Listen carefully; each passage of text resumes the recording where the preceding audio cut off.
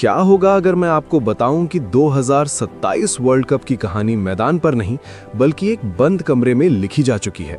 एक ऐसी रात थी जहां कोई कैमरा मौजूद नहीं था, कोई मीडिया मौजूद नहीं था और सिर्फ 4 लोग मौजूद थे। वो 4 लोग ऐसे फैसले लेने वाले थे जो भारतीय क्रिकेट का भविष्य तय कर सकते थे। कुछ खबरें अखबारों में नहीं छपती हैं, कुछ फैसले प्रेस कॉन्फ्रेंस में नहीं बताए जाते हैं और कुछ रातें इतिहास बदल देती हैं। ये कहानी उसी रात की है। बीसीसीआई का सबसे सुरक्षित कमरा पूरी तरह बंद था। कमरे के बाहर कड़ी सुरक्षा तैनात थी और अंदर गहरा सन्नाटा था।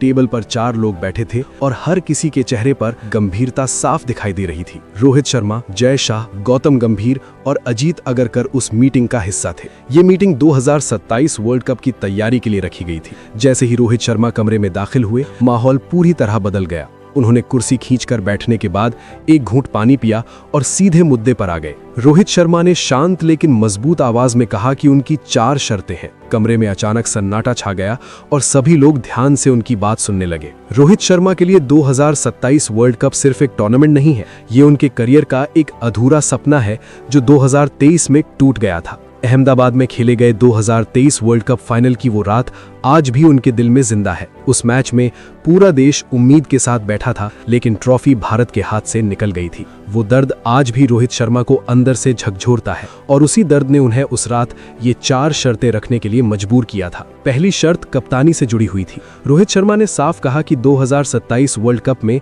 वो टीम इंडिया के कप्तान रहेंगे। उन्होंने ये भी कहा कि आज से लेकर फाइनल मैच तक कप्तानी में कोई बदलाव नहीं होगा। उन्होंने ये स्पष्ट किया कि मैदान पर फैसले कप्तान लेता है और वो जिम्मेदारी वो खुद निभाना चाहते हैं। कमरे में कुछ पल के लिए खामोशी छा गई। जय शाह ने गौतम गंभीर और अजीत अगरकर की तरफ देखा और फिर जवाब दिया कि ये शर्त मंजूर है। इस फैसले के साथ ही रोहित शर्मा को 2027 वर्ल्ड कप के लिए कप्तान घोषित कर दिया गया। रोहित शर्मा ने हल्की सांस ली और दूसरी शर्त रखने के लिए आगे बढ़े। दूसरी शर्त टीम सिलेक्शन से जुड़ी हुई थी। उन्होंने कहा कि 15 खिलाड़ियों की अंतिम लिस्ट पर उनकी आखिरी मंजूरी होनी चाहिए। रोहित शर्मा ने समझाया कि उन्हें ऐसे खिलाड़ी चाहिए जो दबाव में भी अच्छा प्रदर्शन कर सकें। उन्होंने कहा कि बड़े मैच जीतने के लिए बड़े दिल वाले खिलाड़ियों की जरूरत होती है।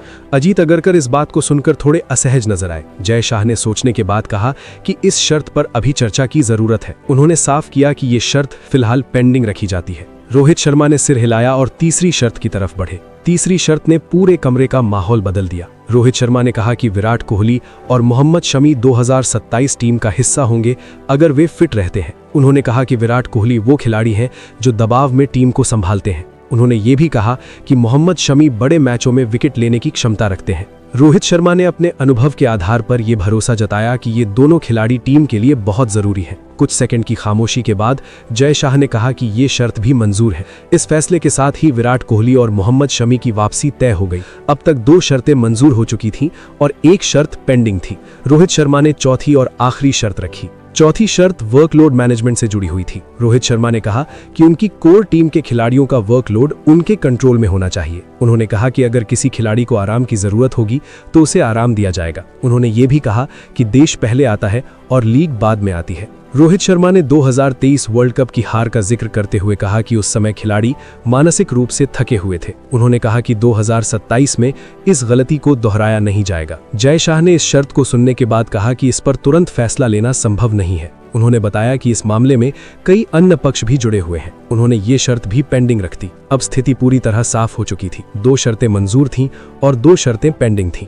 रोहित शर्मा जाते जाते कहा कि अधूरी तैयारी से अधूरे नतीजे मिलते हैं। उस रात के बाद भारतीय क्रिकेट के लिए एक नई शुरुआत हो चुकी थी। भारत को एक स्थिर कप्तान मिल चुका था। भारत को उसका सबसे भरोसेमंद बल्लेबाज वापस मिल चुका था। भारत को उसका सबसे खतरनाक गेंदबाज भी वापस मिल चुका था। अब सवाल ये है कि क्या ये टीम 2027 वर्ल्ड कप जीत सकती है? अगर बाकी 2 शर्तें भी मंजूर हो जाती हैं तो ये टीम और भी मजबूत हो जाएगी। सही सिलेक्शन और सही वर्कलोड मैनेजमेंट टीम को नई ऊंचाइयों तक ले जा सकता है। अब ये फैसला बीसीसीआई के हाथ में है। आप क्या सोचते हैं? क्या ये फैसले सही हैं? क्या रोहित शर्मा की कप्तानी में भारत 2027 वर्ल्ड कप जीत सकता है? कमेंट में अपनी राय जरूर बताएं। अगर आपको लगता है कि भारत 2027 वर्ल्ड कप जीतेगा तो कमेंट में लिखें रोहित 2027 कप्तान। वीडियो पसंद आए तो लाइक करें, शेयर करें और चैनल को सब्सक्राइब करना न भूलें। जय हिंद।